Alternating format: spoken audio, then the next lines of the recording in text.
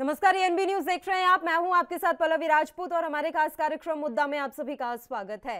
तेलंगाना के हैदराबाद शहर में शनिवार से भारतीय जनता पार्टी की कार्यसमिति की बैठक शुरू हो रही है। ये बैठक 2 दिनों तक चलेगी। बैठक के जरिए तेलंगाना में पार्टी की पैठ बढ़ाने पर ध्यान रहने की संभावना है। बीजेपी ने मुख्यमंत्री के चंद्रशेखर राव के नेतृत्व वाली सरकार पर तीखा हमला किया और कहा कि उनके सत्ता से जाने की उल्टी गिनती शुरू हो गई है। बीजेपी महासचिव तरुण चुग ने संवाददाता सम्मेलन में राव पर हमला करते हुए कहा कि वह 3000 दिन से अधिक के अपने कार्यकाल के दौरान 30 घंटे के लिए भी अपने कार्यालय नहीं गए। चुग ने कहा कि उन्होंने समय रंगीन शाम बिताने, पारिवारिक शासन को बढ़ावा देने में गुजारा और उन लोगों की अनदेखी की जिन्होंने राज्य के गठन के लिए बलिदान दिया। महाराष्ट्र में हालिया घटनाक्रम के साथ बीजेपी ने उत्तर पश्चिमी क्षेत्र में अपनी स्थिति मजबूत कर ली है और अब उसकी निगाहें दक्षिणी राज्यों, विशेष रूप से तेलंगाना पर लगी हुई हैं, जहां पार्टी शनिवार से अपनी राष्ट्रीय कार्यकारिणी का आयोजन शुरू कर रही है। दक्षिण को लेकर बीजेपी का फोकस इसी बात से स्पष्ट हो जाता है कि 18 साल के अंतराल के बाद पार्टी पहली बार हैदराबाद में अपने मेगा कार्यक्रम की मेजबानी कर रही है, जिसमें शीर्ष नेतृत्व भी भाग ले रहा है। 2014 में सत्ता में आने के 5 साल के अंतराल पर राष्ट्रीय राजधानी के बाहर बीजेपी की प्रमुख निर्णय लेने वाली संस्था की यह पहली और दक्षिणी राज्य में तीसरी बैठक होगी।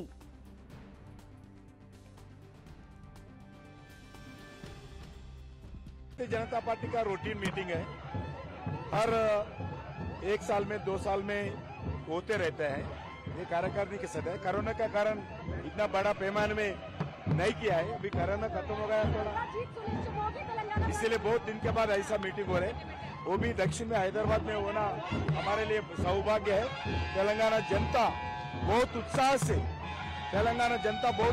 से भारतीय जनता पार्टी मीटिंग के लिए देख रहे हैं, स्वागत भी कर रहे हैं, खुशी भी है। वो उनको पूछना है, उनका बेटा मुख्यमंत्री नहीं बन सकता है, इसलिए वो दुखी है। वो मुख्यमंत्री उनका बेटा को मुख्यमंत्री बनाना चाहते हैं। वो आज भारतीय जनता पार्टी मजबूत हो रहे, उनको डर लग रहे मेरा बेटा का होने वाला कुर्सी जाएगा, इसलिए वो डरते हुए आज ऐसा जनता के पैसा, सरकार के पैसा मिसयूज करके भारतीय जनता पार्टी के खिलाफ प्रचार करने के लिए सरकार के तरफ से हैदराबाद में होर्डिंग लगाना। कभी देश में एक पार्टी का मीटिंग हुए तो दूसरा पार्टी होर्डिंग नहीं करते, मगर इतना गिरावट राजनीति आज केसीआर ने तेलंगाना में। You see, your question itself has the answer. I don't think so India could have had a better candidate from all respects. So obviously, when the whole country is supporting, and who are we? We all are otherwise representative of the country only. Also, KCR for the 3rd time in a row is not going to receive the Prime Minister, but he's going to receive Yashwant Sinha, the UPA candidate. So the priority of the Honourable Prime Minister is for the nation, and people of Telangana has to see the priority of the Chief Minister of Telangana. Active तो नहीं हो रहे, मतलब उनका डर यहाँ नजर आता है ना। अगर हमने कुछ नहीं किया हो तो अपना आराम से बैठे ना, वो डर क्यों रहे? साउथ में अब बीजेपी मजबूत होगी आज मीटिंग के बाद। हाँ, यहाँ पे कर्नाटका में तो ऑलरेडी हमारी गवर्नमेंट है। जिस तरह से अन्नामलई जी तमिलनाडु में काम कर रहे हैं, अगले इलेक्शन में आप देखेंगे तमिलनाडु में बीजेपी गवर्नमेंट फॉर्म करेगी। 2023 में तेलंगाना में बीजेपी गवर्नमेंट फॉर्म करेगी। तो बाकी जो लीडर्स यहाँ से बातचीत करें कि आपने क्या किया है हिंदुस्तान के लिए, मैं उनसे सिर्फ इतना कहना चाहूंगी कि दुनिया भर में जब लोग मोदी साहब को देख के कहते हैं कि हमारे दुनिया के one of the most powerful leaders हैं, तो यहाँ पर इनको या तो डिनाइल में है, अपने आप जो अंधापन होता है वो कर लेते हैं, आंखों पे पट्टी बांध लेते हैं, सच्चाई उनको देखना नहीं है, कानों पे रुई रख देते हैं कि उनको सच्चाई सुननी नहीं है, तो वो डिनाइल में रहेंगे तो उनका कुछ नहीं किया जा सकता। उनको देख के सिर्फ हंसी आती है। मैम, प्रधानमंत्री आज यहाँ आ रहे हैं लेकिन मुख्यमंत्री जी उनको रिसीव करने नहीं जा रहे, इसको लेकर क्या कहेंगे? नहीं, ये तो उसमें उनकी ईगो दिखाई देती है ना, किस तरह से डरे हुए हैं। ये पहली बार नहीं है, इसके पहले बार भी 2 बार प्रधानमंत्री जी जब हैदराबाद आए थे, तेलंगाना आए थे, आपके मुख्यमंत्री गए नहीं थे उनको लेने के लिए। तो आपका ईगो सबसे ज्यादा है, मतलब चाहे आप पॉलिटिकली उनके साथ हैं या नहीं है, पॉलिटिकल आइडियोलॉजीज आपकी डिफरेंट। और चलिए अब इस मसले पर हम चर्चा की शुरुआत कर लेते हैं। मेहमान इस समय हमारे साथ जुड़े हुए हैं। सबसे पहले मेहमानों से आपका परिचय करवा देते हैं। दीपक राय जी हमारे साथ जुड़ गए हैं राजनीतिक विश्लेषक के तौर पर, और इनके अलावा अमलेंद्र त्रिपाठी जी कांग्रेस पार्टी के प्रवक्ता भी इस समय हमारे साथ बने हुए हैं। थोड़ी ही देर में भारतीय जनता पार्टी के प्रवक्ता भी चर्चा में हमारे साथ शामिल हो जाएंगे। आप दोनों ही मेहमानों का स्वागत है ANB न्यूज पर। दीपक जी, शुरुआत आप ही के साथ करना चाहेंगे। ये देखिए, अब देखने में आ रहा है कि पहले भारतीय जनता पार्टी का फोकस था कि कांग्रेस मुक्त भारत करना है, और इसके लिए सोनिया गांधी और राहुल गांधी समेत तमाम कांग्रेसी नेताओं पर लगातार तीखे हमले बीजेपी करती रही। लेकिन अब पार्टी का फोकस इस पर भी हो गया है कि किस तरीके से देश से वंशवाद की राजनीति को खत्म किया जाए, और इसलिए के चंद्रशेखर राव का नाम सबसे ऊपर लिस्ट में लिखा हुआ है। दीपक जी, देखिए पल्लवी जी, अभी जो बीजेपी जो है इनका जो मजबूत संगठन और एक तरह से नेतृत्व जो है काफी सशक्त है, तो हमेशा एक तो बहुत ही आक्रामक रणनीति इनकी बनी कि कैसे बीजेपी को भारत के हर कोने में, हर राज्य में इनकी जो है गवर्नमेंट बने। एक नेक्स्ट जो अभी साउथ थोड़े से कमजोर है, बैंगलोर और लास्ट जो मीटिंग आप देखिए 2014 के बाद कोझिकोड और बैंगलोर में हुई थी, और तीसरी बैठक ये तेलंगाना। तो ये चाहते हैं कि और भी जो है दक्षिण के राज्यों में फैले, क्योंकि नॉर्थ में तो इनका काफी दबदबा हो गया है, ऑलमोस्ट हर स्टेट में ये आ चुके हैं। साउथ में बात हो रही है करने की, खासकर तेलंगाना में थोड़ा सा रेसिस्टेंस मिल रहा है। इन्होंने कोशिश की, शुरुआत से मीटिंग यहाँ पे रखी तो वहाँ की जनता से डायरेक्ट जो है ये एक संदेश पहुंचे कि बीजेपी जो है अब भारत के हर राज्यों की चिंता करती है, जनता की समस्याओं को सुनती है, वहाँ जनता तक पहुंचने की एक कोशिश जो आज की। इसके अलावा क्या संदेश, क्योंकि ये तो बड़ा सीधा सा लग रहा है कि हम जनता तक पहुंचने की कोशिश कर रहे हैं। अंदरूनी राजनीति क्या चल रही है दीपक जी वहां पर? जनता तक पहुंचना ही एकमात्र उद्देश्य है या कोई और उद्देश्य भी लेकर चल रही है बीजेपी?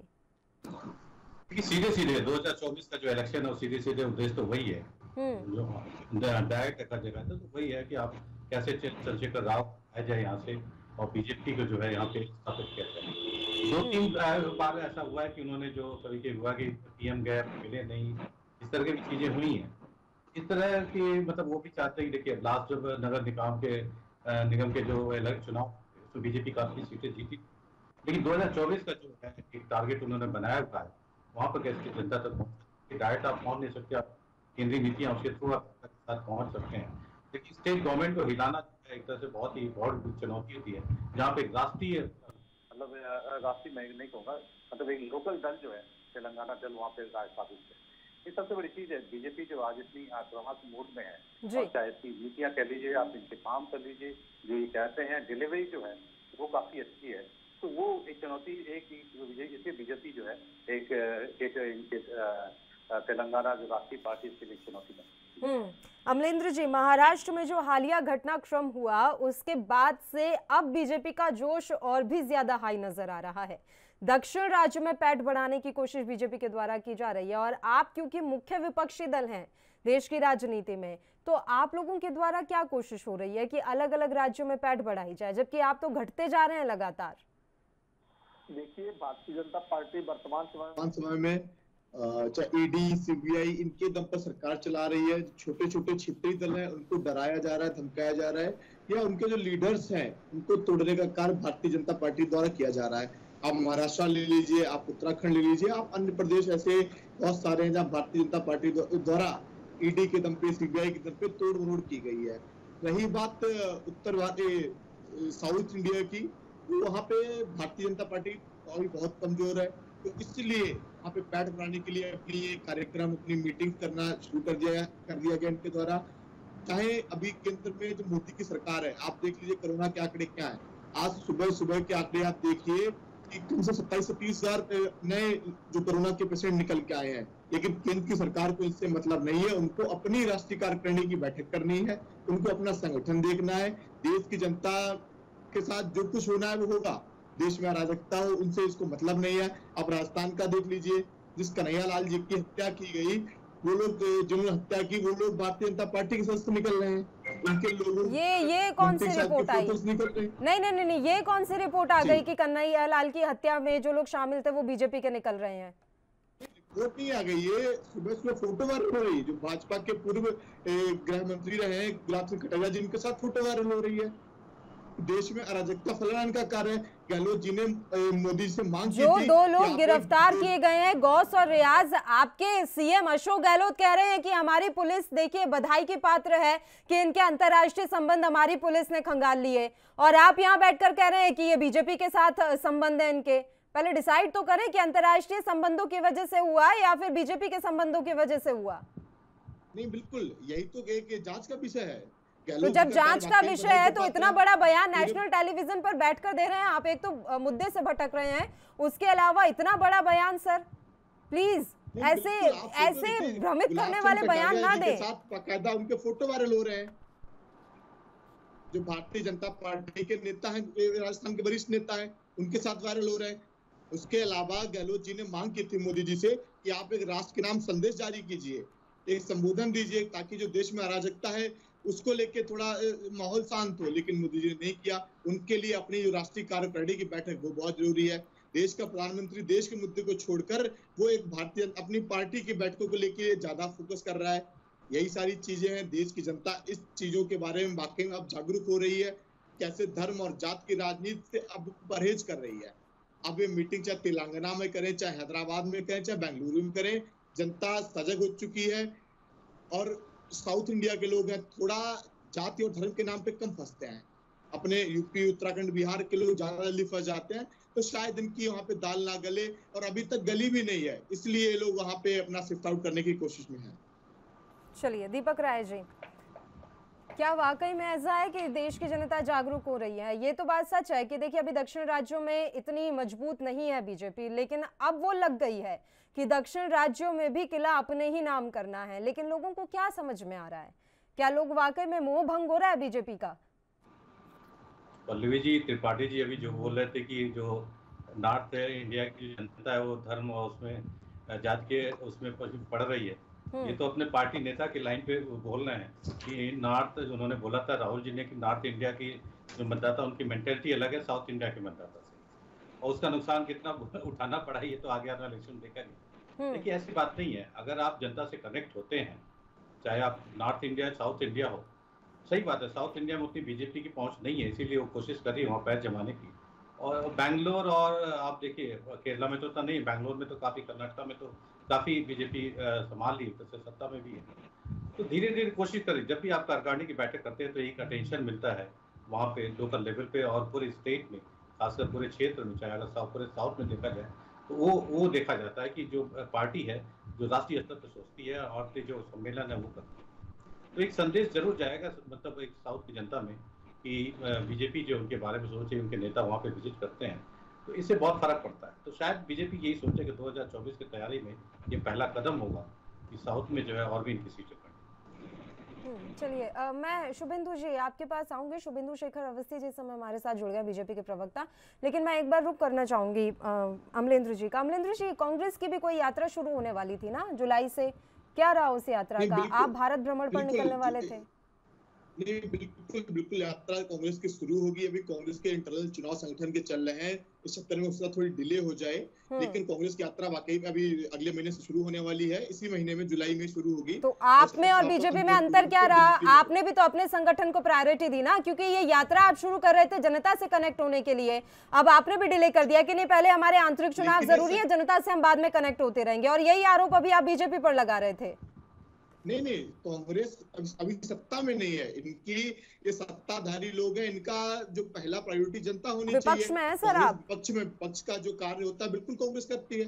सारे मुद्दे, जो जनहित के मुद्दे कांग्रेस पार्टी हमेशा उठाती है, चाहे अपने उनके जो कांग्रेस की इंटरनल मीटिंग है उनको छोड़ के कांग्रेस ने हमेशा प्रायोरिटी दी जनता के मुद्दों को। लेकिन भारतीय जनता पार्टी का करुणा हो उस पर नहीं बोलेगी, जो देश के अंदर अराजकता का माहौल है उस पर नहीं बोलेगी। आज भारतीय जनता पार्टी के लोग जो उनके प्रवक्ता अनुपुर जो इनको डिफेंड कर रहे हैं, सुप्रीम कोर्ट पे उंगली उठा रहे हैं, ऐसी बहुत सारी चीजें हैं जो भारतीय जनता पार्टी के लोग अपने लिए कर रहे हैं। इनको जनता से, इनको देश के लोगों से कोई मतलब नहीं है। इनकी बस एक उद्देश्य, कैसे सत्ता प्राप्त की जाए, चाहे किसी का भी डर हो, चाहे सीबीआई का हो, चाहे ईडी का हो, या कैसे भी सत्ता इनका प्राप्त एक उद्देश्य है। लेकिन कांग्रेस पार्टी बिल्कुल इनसे अलग है, उनका उद्देश्य जनता के हित की बात करना। इसके लिए चाहे उनको अपनी मीटिंग्स भले होल्ड करनी पड़ जाएं। और जैसे आपने अभी सवाल पूछा कि कांग्रेस की जो यात्रा शुरू होने वाली थी, बिल्कुल शुरू होगी, जल्दी शुरू होने वाली है। उसका समापन 2 अक्टूबर को दिल्ली में होना था, शायद थोड़ा बहुत आगे बढ़ जाए। शुभेंदु शेखर अवस्थी जी, अब दक्षिण राज्यों पर नजर है बीजेपी की, लेकिन कांग्रेस आरोप लगा रही है कि जनता से जुड़े मुद्दों से ज्यादा आपको अपनी सरकारें बनाने में दिलचस्पी है। ये तो देखिए, हम लोग राजनीतिक पार्टी है पल्लवी जी। हमारा पहला उद्देश्य अपनी राजनीतिक पॉलिटिकल पार्टी का विस्तार करना है, और सही काम हमारे पार्टी के संगठन का है। और जहाँ पे हमारी सरकार है, सरकार को चलाने वाले मंत्री हैं, मंत्री लोग उसको काम को देख रहे हैं। दोनों चीज़ें एक साथ चलती हैं। जैसे नड्डा जी हमारे राष्ट्रीय अध्यक्ष हैं, तो वो संगठन का काम देख रहे हैं। मोदी जी देश के प्रधानमंत्री हैं, वो देश का काम देख रहे हैं। और ऐसा करते समय कई बार कुछ समय हमको संगठन को भी देना पड़ता है, और संगठन के लोगों को गवर्नेंस में भी देना पड़ता है। अब यदि मोदी जी हमारी एक पॉलिटिकल हम पार्टी के संगठन की मीटिंग में चले जाएंगे तो कांग्रेस वालों को बड़ी मिर्ची लगती है। अरे साहब, मैं तो ये कह रहा हूँ कि हमारी संगठन की मीटिंग है वहाँ पर हैदराबाद में, कोई नेपाल के पब में तो नहीं बैठे हुए हैं। तो आपको बड़ी खराब बात क्यों लग रही है? हम अपने संगठन की बात कर रहे हैं, आप उस संगठन की बात कर रहे हैं जो ऑलरेडी टूटा हुआ है। G23 से लेके जी पता नहीं कितने तक हो चुके हैं, और लोगों को समझ में नहीं आ रहा है कि क्या स्टेटमेंट दें। कभी आप राजस्थान में खड़े हो जाते हो और कहते हो कि मोदी जी शांति की गुहार करें। अरे शांति की गुहार तो कोई भी कर सकता है, आप भी कर सकते हो, पल्लवी जी भी कर सकती है, और कोई भी कर सकता है, पर अपना काम तो करिए। जो आपकी पुलिस लगातार नहीं, उन्हें तकलीफ इस बात की है कि कोविड के केसेस लगातार बढ़ रहे हैं, देश में सांप्रदायिक जो मामले हैं वो लगातार बढ़ रहे हैं, लेकिन आपको अपनी मीटिंगों पर ज्यादा फोकस है। आप ये नहीं देख रहे हैं कि देश और समाज में क्या चल रहा है इस समय। कोविड की मीटिंग लगातार उसके ऊपर मीटिंगें हो रही हैं, सभी जगह पर सभी राज्यों को उसके साथ ही साथ उनको नोटिफिकेशन इशू किए जा रहे हैं, और साथ में हमारी मीटिंग भी हो रही है। और इसमें किसी को क्या डर है? क्या काम रुक गया है? ये बताइए ना, कौन सी ऐसी योजना है जो आज की मीटिंग के कारण कांग्रेस की या देश के लिए नहीं हो पा रही है? आज कुछ भी कहने से पहले 4 बार इनको सोचना चाहिए, परंतु नहीं, कोई बात ही कहने के लिए नहीं है तो चलो यही कह देते हैं। हम अपने संगठन की बैठक कर रहे हैं। कोविड के लिए भी हमने लगातार 17 मीटिंग हुई है पिछले 6 महीने में, 4 महीने में, 6 महीने नहीं, 4 महीने, 17 मीटिंग, और सभी राज्यों के जो प्रमुख लोग हैं उस सीएमओ हैं, और कुछ मीटिंगें तो सीएम को बुलाकर भी करी गई हैं जी। हमको यदि हमारा एक दिन के लिए मोदी जी वहां जा रहे हैं तो इनको खराब करते हैं। अब ऐसा है अवस्थी जी सुनिए, अब आप ये बताइए कि दक्षिण राज्यों में जो पैठ बढ़ाने की कोशिश आप लोगों के द्वारा की जा रही है, उसके पीछे का मकसद क्या है? ये सवाल मैंने दीपक जी से भी पूछा था कि क्या अब कांग्रेस मुक्त भारत अभियान के बाद वंशवाद की राजनीति से मुक्त भारत का अभियान आप लोग छेड़ चुके हैं? नहीं, देखिए, हमारे को तो वंशवाद और कांग्रेस मुक्त भारत कोई लेना देना नहीं है। हमारा तो ये है कि पूरे भारत में भारतीय जनता पार्टी, उसकी विचारधारा और उसकी विचारधारा के लोगों का विस्तारण है। सर, क्षेत्रीय दलों को खत्म करना चाहते हैं क्या आप लोग? क्षेत्रीय दल कभी खत्म नहीं होते जी, पर आपको ये भी पता है किसी भी राज्य का विकास राष्ट्रीय दलों से हो पाया है, और क्षेत्रीय दलों के माध्यम से हम उनके साथ मिलकर चुनाव लड़ते हैं, चाहे वो नॉर्थ ईस्ट हो या साउथ के पूरे राज्य हों। हम अपनी पैठ बताते हैं, और वहाँ के जो क्षेत्रीय दल हैं, आवश्यकता पड़ती है तो उनके साथ हम अपना एक गठबंधन भी करते हैं। तो ऐसा ही विस्तार किया जाता है क्षेत्रीय राज्यों में। और साउथ की राजनीति को समझने के लिए बहुत जरूरी है कि आपका एक वर्चस्व, आपका एक संगठन साउथ में हो। खाली आप राष्ट्रीय पार्टी हो, देश में आपकी सरकार है, इससे नहीं चलेगा। कई वर्षों से वहाँ पे अब संगठन का निर्माण किया है, उसके अच्छे रिजल्ट भी आए हैं, और अब 24 से हमको अच्छे परिणाम मिले। अमलेंद्र जी, सवाल ये है कि आप सबसे पुरानी पार्टी हैं, ठीक है, उसके अलावा मुख्य विपक्षी दल हैं, लेकिन ऐसे धीरे धीरे सिकुड़ते जाएंगे तो फिर कैसे काम चलेगा? क्योंकि लोकतंत्र में सत्ता पक्ष और विपक्ष दोनों की बराबर जरूरत होती है। आप तो खत्म होते जा रहे हैं सर। अपनी पार्टी के विस्तार के लिए क्या कर रहे हैं आप लोग? बिल्कुल, अभी कांग्रेस की सीनियर्स की मीटिंग हुई है। अभी जो भी लोग पार्टी छोड़ के जा रहे हैं उनको राहुल जी ने साफ साफ कह दिया, जो लड़ सकता है वो कांग्रेस में रहे, जो नहीं लड़ सकता वो जा रहा है। और कांग्रेस पार्टी इसी के लिए अभी जो यात्रा शुरू करने जा रही है, उसके अलावा अभी मेंबरशिप लॉन्च की गई है प्रत्येक प्रदेश में। अभी तेलंगाना की बात हो रही है, तेलंगाना में लगभग 25 करोड़ की मेंबरशिप कांग्रेस पार्टी ने कराई है। और भारत के सभी राज्यों में मेंबरशिप लॉन्च की गई है, कांग्रेस के नए सदस्य बनाए जा रहे हैं, पीसीसी आईसीसी को बनाया जा रहा है। इसके अलावा कांग्रेस पार्टी के इंटरनल संगठन के चुनाव इनको कराया जा रहा है, ताकि कांग्रेस पे नया संगठन है, जो नए युवा है या नए लोग हैं उनको मौका दिया जा सके और फिर से हम अपने पुराने रूप में वापस आ सकें। अभी क्या है, झूठ की राजनीति चल रही है, सत्ता के दम पे क्षेत्रीय दल उनको खत्म किया जा रहा है, लेकिन कांग्रेस इकलौती ऐसी पार्टी है जो इनसे लड़ रही है और जो लड़ पाएगा वही आगे रहेगा ना। डार्विन की थ्योरी के सर्वाइवल फिटेस्ट विल सर्वाइव। और अभी इन्होंने राहुल जी के पब को लेकर एक बात कही, बहुत सारे न्यूज चैनल्स का खंडन कर चुके हैं कि वे एक शादी की दावत की पार्टी थी, उसमें राहुल जी थे, लेकिन भारतीय जनता पार्टी के लोग हमेशा एक अनारगल आरोप लगाते रहते हैं। कल एक मीडिया के साथी ने राहुल जी पे जो एसएफआई का तोड़फोड़ की राहुल जी के कार्यालय में केरला में, उस पे लेकर राहुल जी ने बयान दिया। लोगों ने तोड़ मरोड़ के भाजपा वालों ने कह दिया राजस्थान पे बयान है, बाद में उनको माफी मांगनी पड़ गई है। तो भारतीय जनता पार्टी का कल्चर रहा है हमेशा झूठे आरोप लगाना, कहीं इनको पब की बात करेंगे, कहीं राजस्थान की बात करेंगे। अभी हमारे भारतीय जनता पार्टी के साथी प्रवक्ता ने कहा कि देश में शांति की अपील तो कोई भी कर सकता है, बिल्कुल कर सकता है, लेकिन मोदी जी देश के प्रधानमंत्री हैं, बिल्कुल प्रधानमंत्री कहेगा तो उनके जो भारतीय जनता पार्टी के लोग हैं जो देश में अराजकता फैला रहे हैं उनको एक तमाचा लगेगा, बिल्कुल वो शांत आएंगे, जनता समझ सकेगी उनकी बातों को। आपके पास क्या प्रूफ है? ये वो फोटो जो सुबह से वायरल हो रही है अवस्थी जी, राजस्थान में क्यों नहीं एफआईआर किया? वो फोटो सुबह से वायरल हो रही है, क्यों नहीं करी? राजस्थान में कार्रवाई चल रही। नुपुर शर्मा जी पे सुप्रीम कोर्ट ने कहा, नुपुर शर्मा पे सुप्रीम कोर्ट ने कहा कि आप उसका सुप्रीम कोर्ट का फैसला उठा देख लीजिए। आपको लगता है कि भारतीय जनता पार्टी के लोग राजस्थान के अंदर कोई क्रिमिनल एक्टिविटीज कर रहे हैं, दंगा फैला रहे हैं, तो आपने पिछले 4 महीनों में एक बार भी एक एफआईआर क्यों नहीं करी है? बिल्कुल जांच की जा रही है, एनआईए द्वारा जांच की जा रही है, राजस्थान पुलिस करेगी। बिल्कुल झूठ बोलने का कार्य भारतीय जनता पार्टी का, कांग्रेस पार्टी द्वारा नहीं। नुपुर शर्मा जी ने आपकी प्रवक्ता है भारतीय जनता पार्टी की थी, उन्होंने झूठ बोला, सुप्रीम कोर्ट ने फटकार लगाई कि कैसे आप देश में एक अराजकता का माहौल लेके आई हैं। ऐसे बहुत सारे ऐसे भारतीय जनता पार्टी के प्रवक्ता हैं जो झूठ बोलते हैं। अभी कल ले लीजिए आप, ऐसा है सर, अभी एक तो नुपुर शर्मा के बयान पर यहाँ चर्चा चल रही है। सुप्रीम कोर्ट देश का सर्वोच्च न्यायालय है, वो भी आपकी प्रवक्ता थी, क्या आप खंडन करते हैं कि भारतीय जनता पार्टी प्रवक्ता नहीं रही है? वो अभी कहा कि पूरे देश में अराजकता दंगा फैला रहे हैं भारतीय जनता पार्टी के लोग। राजस्थान में होली के बाद से लगातार दंगे हो रहे हैं, तो आपने आज तक राजस्थान में एक भी एफआईआर क्यों नहीं करी? और नुपुर जी की ने तो अभी तक एक ही स्टेटमेंट दिया है, उसके पहले 4 बार दंगा हो चुका है आपके यहाँ पे, तब क्या से दंगा हो गया? बिल्कुल, हर दंगे में दोषियों पे कार्रवाई हो रही है। जहां पर भारतीय जनता पार्टी विपक्ष में रहती है वहां या जहां पे चुनाव होने होते हैं दंगा वहीं क्यों होते हैं? अभी हिमाचल में देख लीजिए, खालिस्तान के नारे लग रहे हैं। आपके पास सरकार है राजस्थान में, आप क्यों नहीं करते एफआईआर?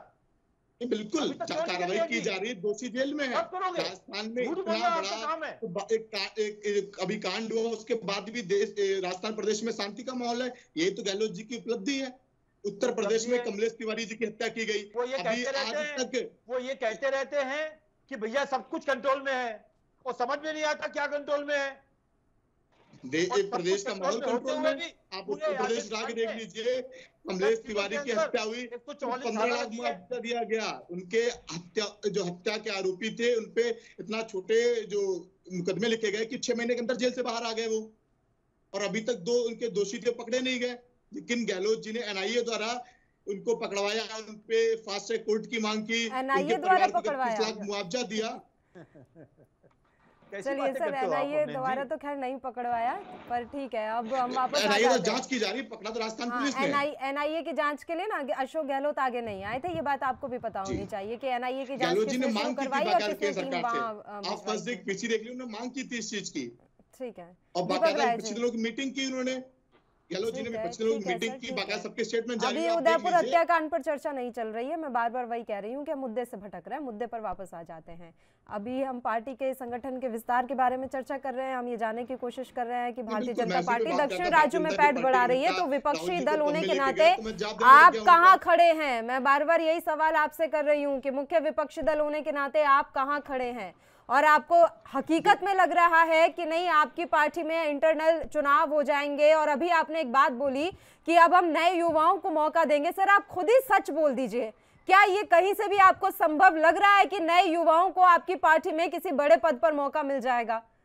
और जो आप कह रहे हैं कि हमने लॉन्च कर दिया, हम यहाँ सदस्यता अभियान चला रहे हैं, कितना आंकड़ा हुआ है पिछले 6 महीने का? आप मुझे आंकड़ा बता दें कि कितने लोग ऐसे हैं जो आपकी पार्टी से जुड़े हों। नहीं, बिल्कुल कांग्रेस पार्टी का व्यापक रूप से सदस्यता अभियान चल रहा है आंकड़ा देश में। जी, अभी आंकड़ा कांग्रेस पार्टी ने जारी नहीं किया, बिल्कुल जारी हो जाएगा 15 जुलाई तक, जहां तक उम्मीद। उसके बाद पीसीसी का चुनाव होगा, तो व्यापक रूप से अभी जो आप तेलंगाना राज्य की बात करिए, वहां के जो पीसीसी चीफ उन्होंने बाकायदा मेंबरशिप जमा की है, 25 करोड़ की मेंबरशिप थी, तो लगभग ऐसे 50 लाख लोगों ने अब सदस्यता ली है।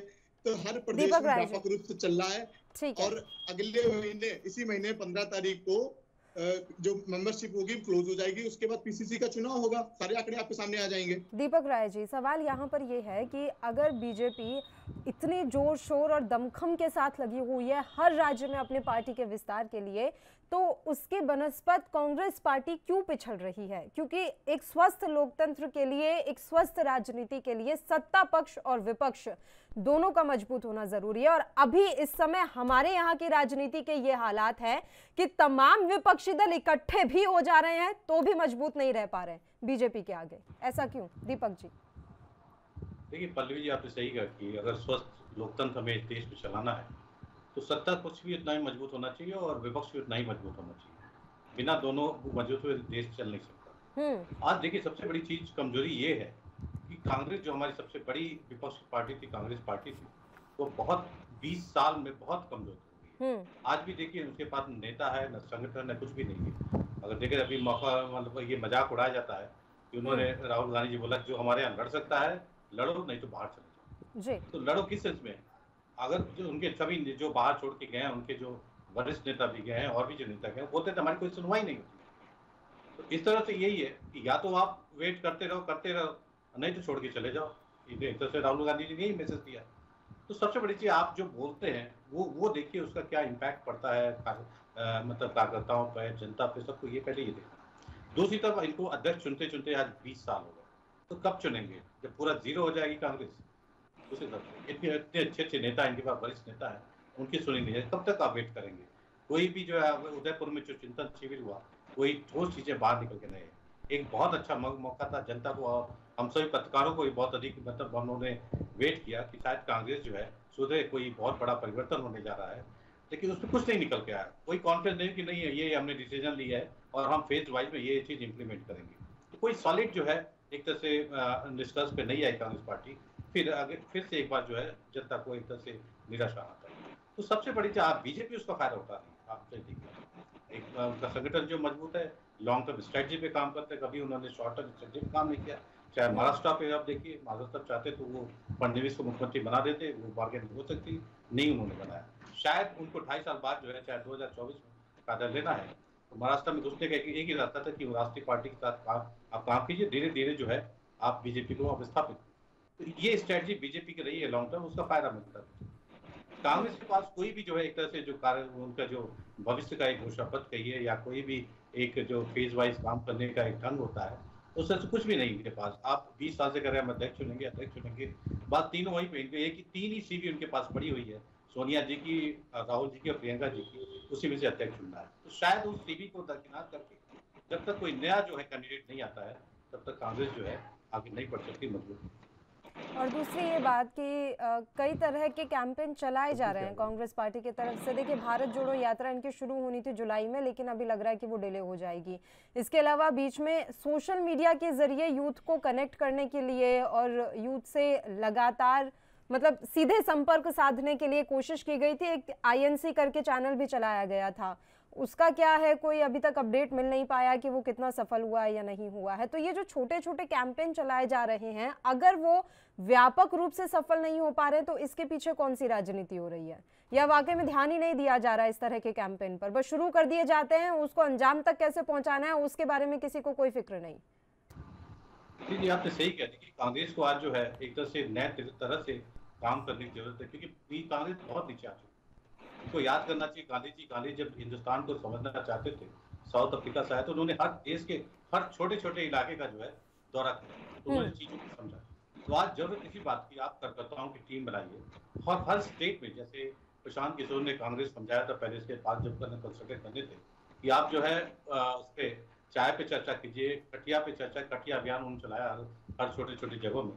शायद उसकी बहुत अधिक जरूरत है। पद यात्रा कीजिए, आप कटिया पे चर्चा कीजिए और पूरे देश में कीजिए, तो हर क्षेत्र में इकाई जो है पैरेलल इस तरह के बैठक के, तभी जो है कांग्रेस रिवाइव हो सकती है। और सबसे बड़ी नेतृत्व जब तक इसका मजबूत नहीं होगा, एक अच्छा सशक्त नेतृत्व नहीं आएगा, तब तक कुछ नहीं कर सकते। तो सबसे बड़ी आज जरूरत है कि अध्यक्ष जितनी जल्दी से अपॉइंट करें, फुल टाइम अपॉइंट करें, और किसी ऐसे बंदे को, मतलब कांग्रेस में आज नेताओं की कमी नहीं है, बहुत पुरानी पार्टी है, बहुत इनके पास आदर्श है, इनके पास तो दिखाने के लिए बहुत बड़ी विरासत है, बहुत मतलब समृद्ध विरासत है।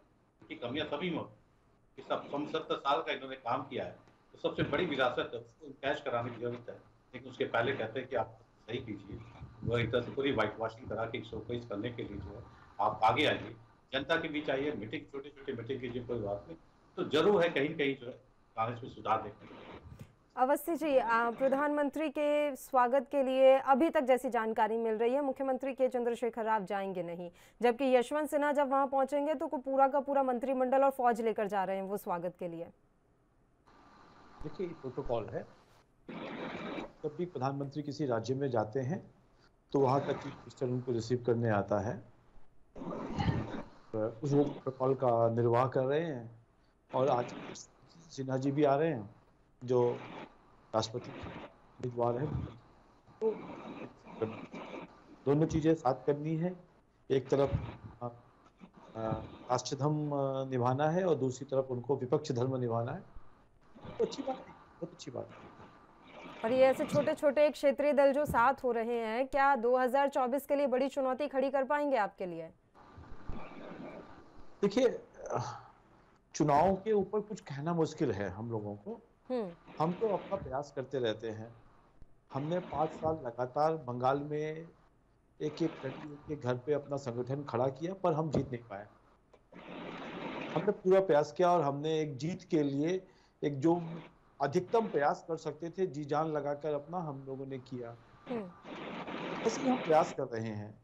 हार जीत तो हमको जनता देगी, पर हम अपना प्रयास करना नहीं छोड़ेंगे। हम जब 2 थे तब भी प्रयास कर रहे थे, और आज 200 से ज्यादा है तब भी प्रयास कर रहे हैं। हमने अपने ऊपर कोई अहंकार नहीं किया। संगठन का छोटा से छोटा व्यक्ति के साथ हम कैडर के साथ जुड़े हुए हैं, डिसिप्लिन कैडर्स हैं, और उसको कैडर को किस तरीके से जमीनी स्तर से जोड़ के रखना है हमको मालूम है। हम ऊपर से दिखावे के लिए और कुछ ऐसा संगठन थे इनके सेवा दल और इस तरीके का, जब इन्होंने कॉपी करी थी आरएसएस की। अब मैंने अभी एक कांग्रेस के बड़े मित्र मिले मेरे को, और उन्होंने पूछा, तो हमने पूछा कि आजकल सेवा दल कहाँ है, कैसे है। उन्होंने वही बताया कि अभी हम थोड़ा सा वापस प्रयास कर रहे हैं चीजों को, पर समस्या, वैसे मेरे को उनके आंतरिक विषयों पर बोलना नहीं चाहिए, परंतु मेरे को कैसा लगता है कि जब तक इस आज के तारीख से कांग्रेस के अध्यक्ष में गांधी बोर्ड जुड़ा रहेगा, तब तक वो एक अलग तरीके से कांग्रेस को नहीं चला पाएंगे। जैसा पिछले 5-10 सालों से चला रहे हैं ऐसा ही चलता रहेगा, क्योंकि बहुत बड़ा परिवर्तन नहीं आना है। जैसा दीपक जी ने कहा भी कि उदयपुर के कीर्तन में मेरे को लगा कि कुछ लोगों को लाया जाएगा ऊपर, पर नहीं किया गया। कुछ अच्छे लोग थे गुलाम नबी आजाद जी और ऐसे लोग, उनको और लाया जा सकता था, राष्ट्रवादी लोग थे, पर उनसे बहुत अच्छे मन की चीजें ठीक नहीं चली है, मन बचाव चल रहा है। मुझे तो लगता है कि यदि कांग्रेस को आगे लाया जाए तो देश की प्रगति होगी और अच्छा विपक्ष मिलेगा।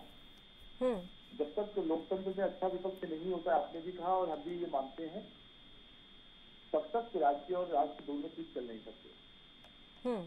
अमलेंद्र जी, जेपी नड्डा का भी बयान आया है, उन्होंने कहा है कि देश की सबसे पुरानी पार्टी अब लुप्त होने की कगार पर है और बीजेपी ही एकमात्र ऐसी राष्ट्रीय पार्टी है जिसके पास नेता, नीति और नीयत तीनों हैं। ये उनके अपने विचार हो सकते हैं। अभी पल्लवी जी ने आपने सबसे पहले जो सवाल किए थे कि जो भारत जोड़ो यात्रा थी और आईएनसी टीवी वाले, पहले मैं उनके जवाब दे दूं, इसमें भी आता हूँ। जो भारत जोड़ो यात्रा है जो भी शुरू होने वाली है, थोड़ा लेट हो सकती है किन्हीं कारणों की वजह से, लेकिन शुरू होगी। जो उदयपुर की स्वयं निकल के आई थी। और रही बात आईएनसी टीवी की, वो चल रही नहीं थी, अभी भी चल रही है बाकायदा। और हमारी जो सुप्रिया सुनील जी है वो उसकी चेयरमैन है। वो आज भी देखिए, पहले रोहन गुप्ता जी थे, अभी उनको हटा के सुनील जी को बनाया गया है और बाकायदा वर्किंग है। अच्छी खासी संख्या में इससे लोग जुड़ रहे हैं। हमारे अभी भारतीय जनता पार्टी के साथी वक्ता ने कहा कि विपक्ष मजबूत होना चाहिए, इसके लिए धन्यवाद उनका। और सच्चाई भी है, विपक्ष मजबूत हो रहा है। आप उठा के देख लीजिए, 2014 में हम कमजोर थे, 19 में उससे मजबूत आए। कुछ कमियां थी कांग्रेस पार्टी में जो सुधार करके हम 24 में और अच्छे रिजल्ट, बेहतर रिजल्ट दे सके। उसके अलावा सबसे महत्वपूर्ण है कि जब तक कांग्रेस सर्वाइव करेगी, जब कांग्रेस सर्वाइव करेगी तभी देश का विकास हो सकता है, ये सच्चाई है।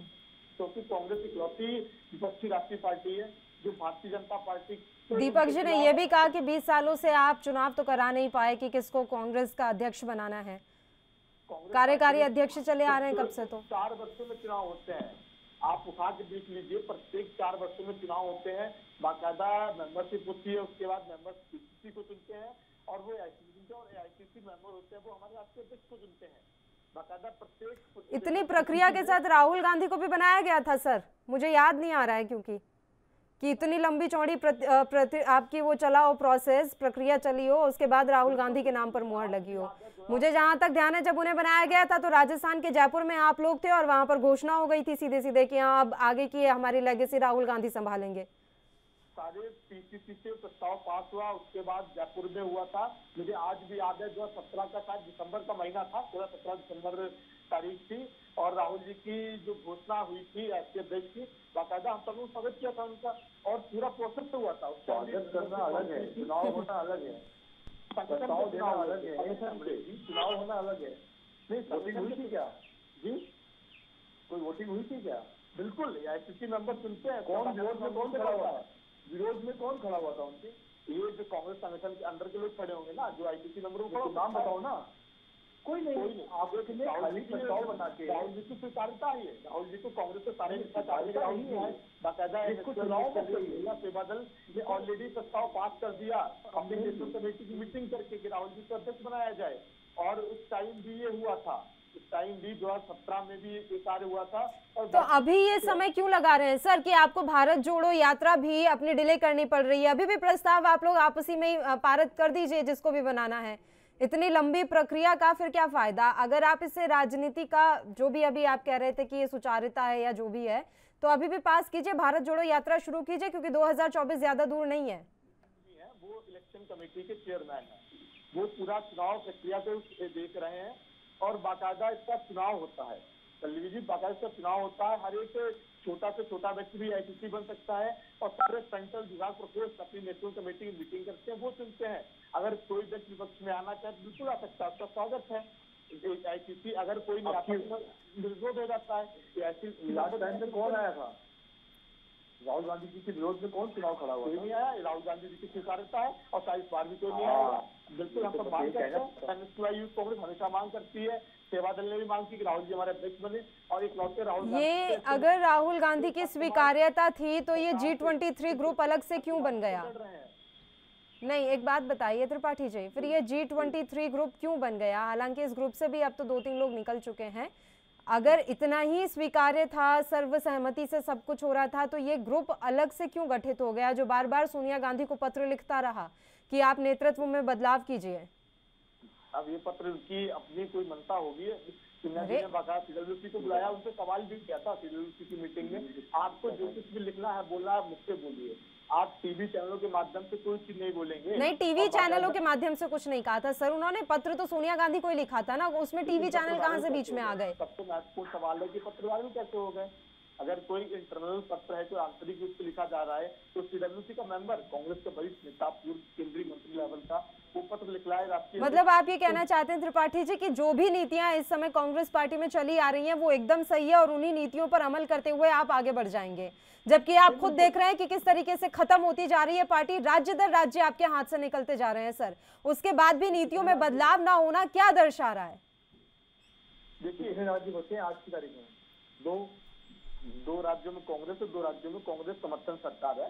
तो आप तो जो भारतीय जनता पार्टी 1980 में 2 सीटों पे थी लोकसभा की, कांग्रेस पास आज भी लगभग 50 सीटों से ऊपर पे है और लगभग 12 करोड़ वोट पाई थी लोकसभा चुनाव में।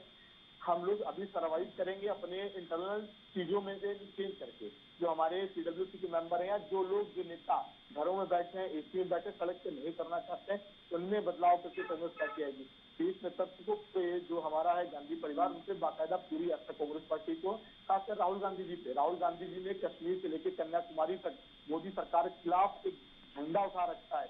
हर चीज पे अगर गलत किया तो लड़ने का कार्य करते हैं बिना किसी डरे। आप विपक्ष का एक भी नेता बता दीजिए गांधी नाम में आया हो उसके, कोई नॉन गांधी अध्यक्ष बन सकता है आपके यहाँ?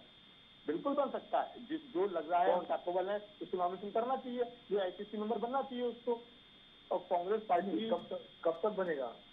कोई नॉन गांधी जी, नॉन गांधी नहीं, ये कोई सवाल आपका थोड़ी है। नॉन गांधी अध्यक्ष कैसे बनेगी? कांग्रेस की वर्किंग कमेटी तय करेगी, कांग्रेस की पीसीसी तय करेगी, उनके फ्रंटल प्रेसिडेंशियल कमेटी वो तय करेगी। पिछले 30 सालों में कोई गांधी जी के अलावा कोई और अध्यक्ष बनने लायक ही नहीं मिला इतने बड़े कांग्रेस में आपको। तो बिल्कुल कई लोगों ने नामांकन, पारिवारिक पार्टी है या आपकी पार्टी के पिताजी ने बाबा साहब ने बाकायदा नामांकन किया था, बहुत सारे लोगों ने नामांकन किया। आप लड़ सकते हैं, आप भी कांग्रेस में, आपका स्वागत है, मेंबरशिप कराइए, आईसीसी बनिए, आप भी लड़ सकते हैं। कांग्रेस तो लोकतांत्रिक पार्टी है, कांग्रेस लोकतांत्रिक पार्टी है, सब लड़ सकते हैं उसमें, लेकिन एक उसका एक प्रोटोकॉल, एक तरीका है, प्रोसेस है उसका। डेमोक्रेटिक पार्टी कहते हैं केसी अध्यक्ष थे, इससे पहले आपके अध्यक्ष नान गांधी थे। उनको तो आपने कुर्ते फाड़ के और कमरे से बाहर उठा के डाल दिया था कांग्रेस के कार्यालय से, हमको तो याद है।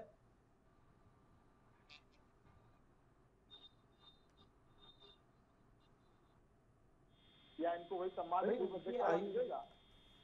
क्यों नहीं मिलेगा? उनके साथ बहुत सम्मान है, अभी भी मोदी जी मिल के आए थे।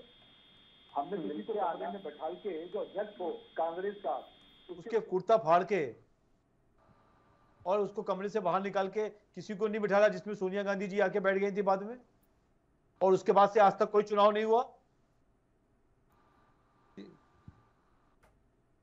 दीपक राय जी, अभी एक बयान दिया यहाँ पर त्रिपाठी जी ने कि कश्मीर से लेकर कन्याकुमारी तक राहुल गांधी ने झंडा खड़ा किया हुआ है कांग्रेस पार्टी का।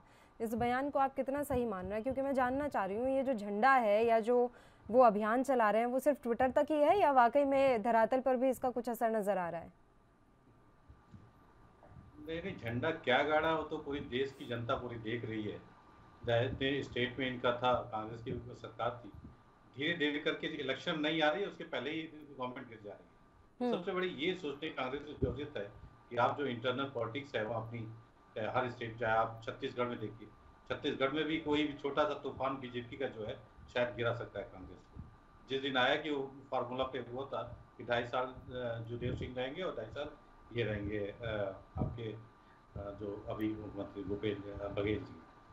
राजस्थान में कभी भी गवर्नमेंट गिर सकती है, चाहे जिस दिन आप पायलट जी को थोड़ा सा एनर्जी मिले। तो आज भी जो है ये जो कांग्रेस दोनों स्टेट में जो कांग्रेस है, बहुत ही इसकी जो जमीन है कभी भी खिसक सकती है।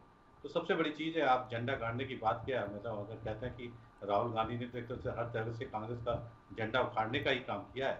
जिस तरह से इनके बयान, चाहे इनकी जैसी बॉडी लैंग्वेज है, आप ये बोलते हैं कि लड़ सकती है तो कांग्रेस वही भाग जाइए, तो ये चीज़ गलत है।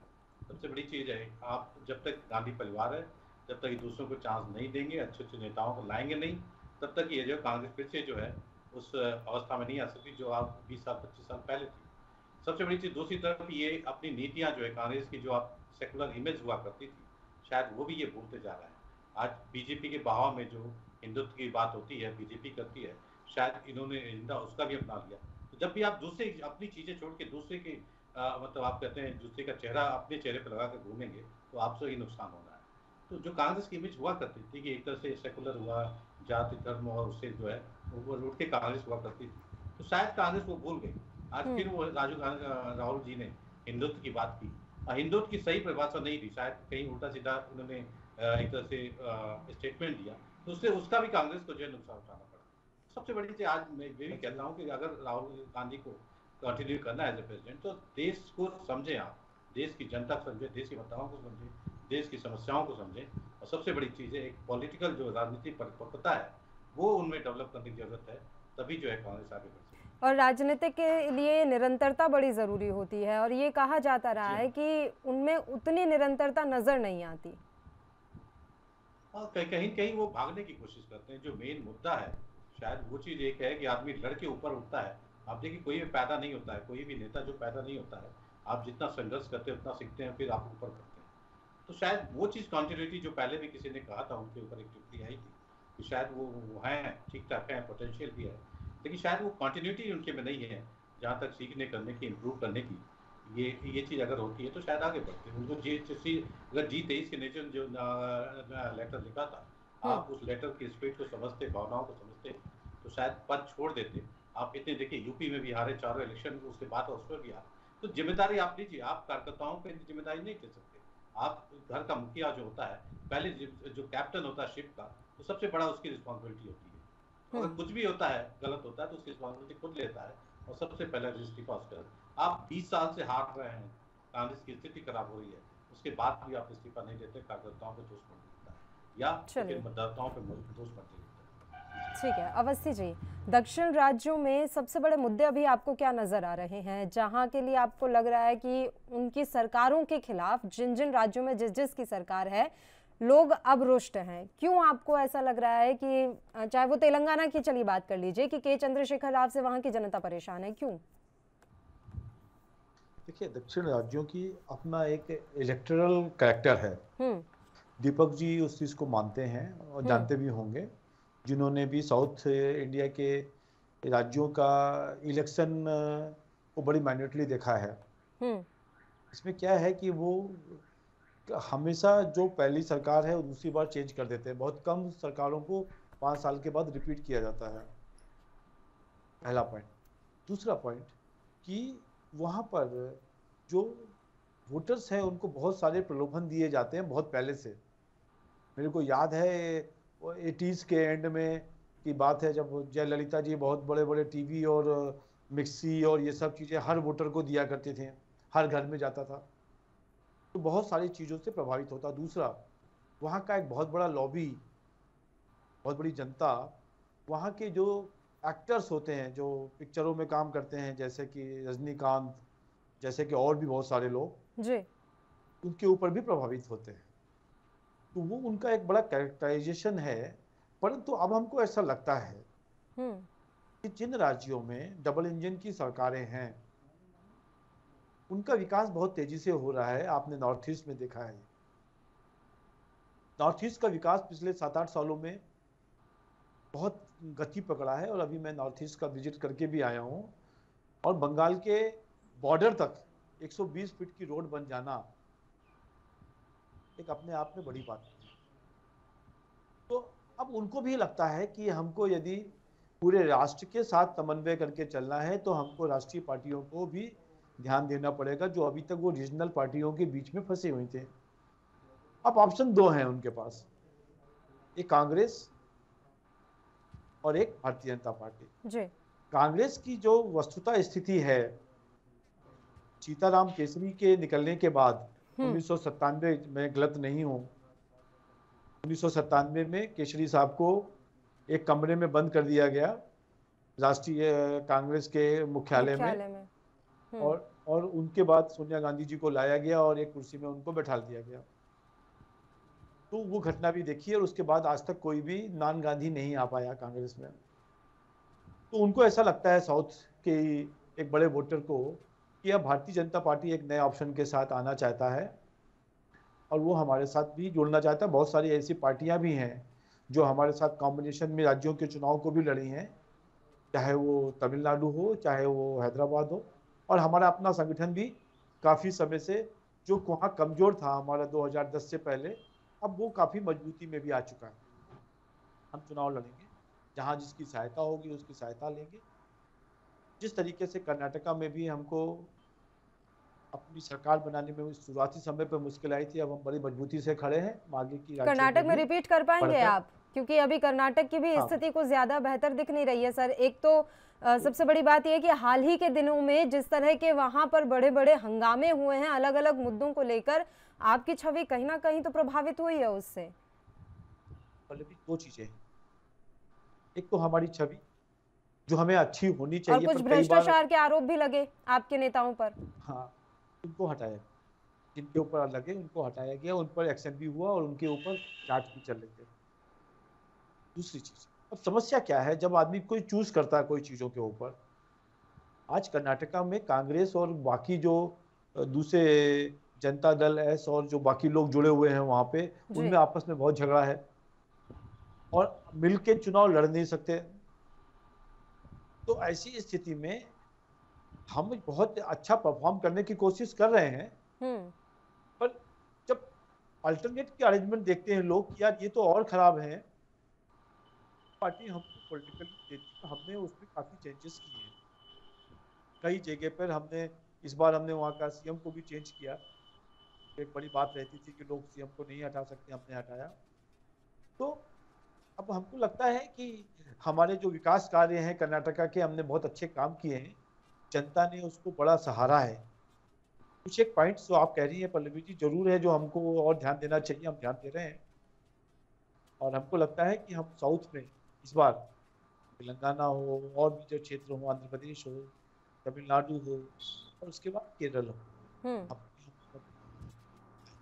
ठीक है त्रिपाठी जी, अभी अवस्थी जी ने एक बात कही कि कर्नाटक की अगर हम बात कर रहे हैं तो वहाँ पर जो अन्य दल हैं, एक तो आप लोगों में आपस में बनती नहीं है, तो ये बड़ी मुश्किल बात होगी कि आपस में आप लोग गठबंधन करके चुनाव लड़ रहे हैं। लेकिन महाराष्ट्र में यही हुआ था, रिजल्ट आने के बाद बेमेल गठबंधन हुआ था।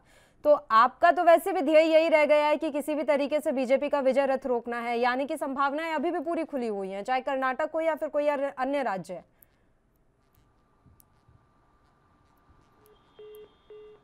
त्रिपाठी जी आवाज मिल रही है?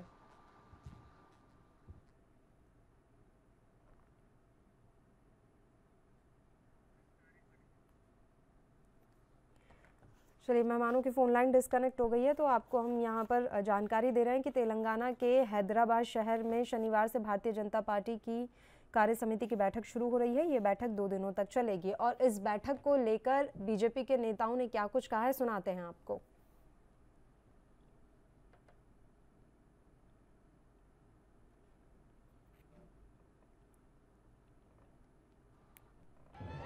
हर 1 साल में 2 साल में होते रहते हैं, ये कार्यकारिणी के सदस्य। कोरोना का कारण इतना बड़ा पैमाने में नहीं किया है, अभी कोरोना खत्म हो गया थोड़ा, इसीलिए बहुत दिन के बाद ऐसा मीटिंग हो रही है, वो भी दक्षिण में हैदराबाद में होना हमारे लिए सौभाग्य है। तेलंगाना जनता बहुत उत्साह से भारतीय जनता पार्टी मीटिंग के लिए देख रहे हैं, स्वागत भी कर रहे हैं, खुशी भी है। तो उनको पूछना है, उनका बेटा मुख्यमंत्री नहीं बन सकता है, इसलिए वो बहुत दुखी है। वो मुख्यमंत्री उनका बेटा को मुख्यमंत्री बनाना चाहते हैं।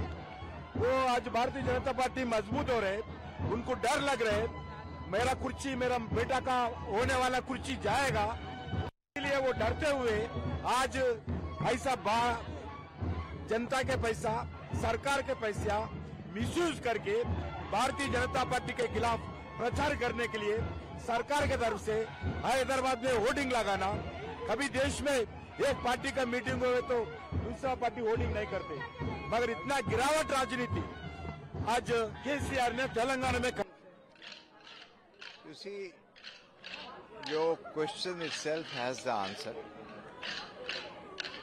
I don't think so India could have had a better candidate from all respects.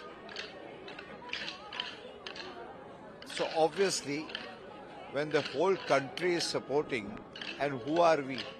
We all are otherwise representative of the country only. Also, KCR for the third time in a row is not going to receive the Prime Minister, but he's going to receive Yashwant Sinha, the UPA candidate. So the priority of the Honorable Prime Minister is for the nation, and people of Telangana has to see the priority of the Chief Minister of Telangana. Active तो नहीं हो रहे, मतलब उनका डर यहाँ नजर आता है ना। अगर हमने कुछ नहीं किया हो तो अपना आराम से बैठे ना, वो डर क्यों रहे? साउथ में अब बीजेपी मजबूत होगी आज मीटिंग के बाद। हाँ, यहाँ पे कर्नाटका में तो ऑलरेडी हमारी गवर्नमेंट है। जिस तरह से अन्नामलई जी तमिलनाडु में काम कर रहे हैं, अगले इलेक्शन में आप देखेंगे तमिलनाडु में बीजेपी गवर्नमेंट फॉर्म करेगी। 2023 में तेलंगाना में बीजेपी गवर्नमेंट फॉर्म करेगी। तो बाकी जो लीडर्स यहाँ से बातचीत करें कि आपने क्या किया है हिंदुस्तान के लिए, मैं उनसे सिर्फ इतना कहना चाहूँगी कि दुनिया भर में जब लोग मोदी साहब को देख के कहते हैं कि हमारे दुनिया के one of the most powerful leaders हैं, तो यहाँ पर इनको या तो डिनाइल में है, अपने आप जो अंधापन होता है वो कर लेते हैं, आंखों पे पट्टी बांध लेते हैं, सच्चाई उनको देखना नहीं है, कानों पे रुई रख देते हैं कि उनको सच्चाई सुननी नहीं है, तो वो डिनाइल में रहेंगे तो उनका कुछ नहीं किया जा सकता। उनको देख के सिर्फ हंसी आती है। मैम, प्रधानमंत्री आज यहाँ आ रहे हैं लेकिन मुख्यमंत्री उनको रिसीव करने नहीं जा रहे, इसको लेकर क्या कहेंगे? नहीं, ये तो उसमें उनकी ईगो दिखाई देती है ना, किस तरह से डरे हुए हैं। ये पहली बार नहीं है, इसके पहले बार भी 2 बार प्रधानमंत्री जी जब हैदराबाद आए थे, तेलंगाना आए थे, आपके मुख्यमंत्री गए नहीं थे उनको लेने के लिए। तो आपका ईगो सबसे ज्यादा है, मतलब चाहे आप पॉलिटिकली उनके साथ हैं या नहीं हैं, पॉलिटिकल आइडियोलॉजीज आपकी डिफरेंस हो।